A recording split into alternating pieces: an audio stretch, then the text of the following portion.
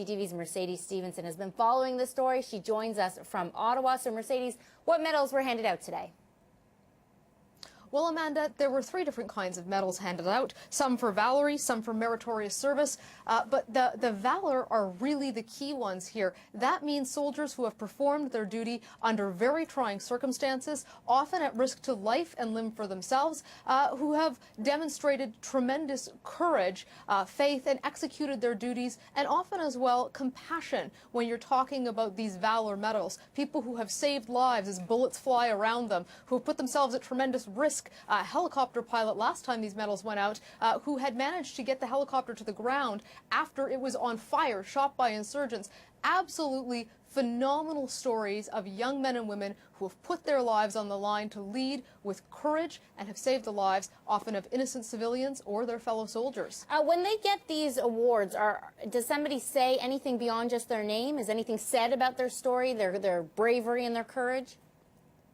They do indeed, Amanda. What happens is that the soldier or Air Force person or the sailor's name is read out at Rideau Hall. That person stands up, and as they proceed towards the front of the hall, the citation is read. Now, the citation details why they're getting the medal, and that's where we read about some of these remarkable stories of quite literally courage under fire, why they're receiving the award. They're not a super detailed citation, but they give you an outline of what kind of incredible person this is. They are presented with the medal, and then they return to their seats. So still really a bit low-key when you think about some of these remarkable acts. We don't talk about them nearly often enough in the news, but they are true heroes who are being awarded these medals today.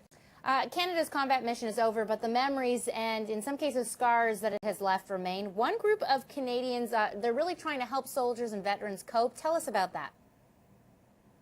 It's a foundation called True Patriot Love, and it's a number of civilians who have got together to raise money for military families and members of the military as well as veterans. They have raised over $2 million in funds that they are going to provide for military mental health care as well as rehabilitation and for help for the families, because as you can imagine, when somebody comes home literally missing a piece of themselves or with tremendous psychological injuries, it doesn't just affect that soldier, it affects their spouse, their children, their parents, everyone. And they say that just because the mission in Afghanistan is over, the scars, the difficulties, as well as the heroism has not died with the end of that mission. It lives on, and they really want to reward these people and give them something that will help them. And the military says that they greatly appreciate the compliment. I mean, the saying that they have is heroes that need heroes. That really captures the essence of it, doesn't it?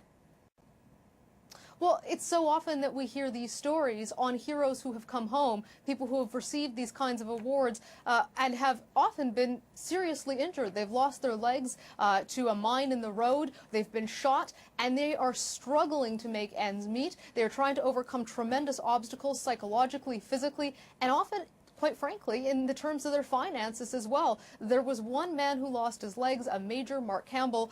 He's out in Calgary. He had to get around in a wheelchair, and there was issues with getting a ramp built into his house. Where is the money going to come from? So all of that kind of thing, because Veterans Affairs can be really slow and has a bad history on this. There have been a number of civilian organizations that have really stepped into that breach to try to be heroes, so to speak, to these people who really are heroes and recognize their service and provide them with what they need. CTV's Mercedes Stephenson. Thanks, Mercedes.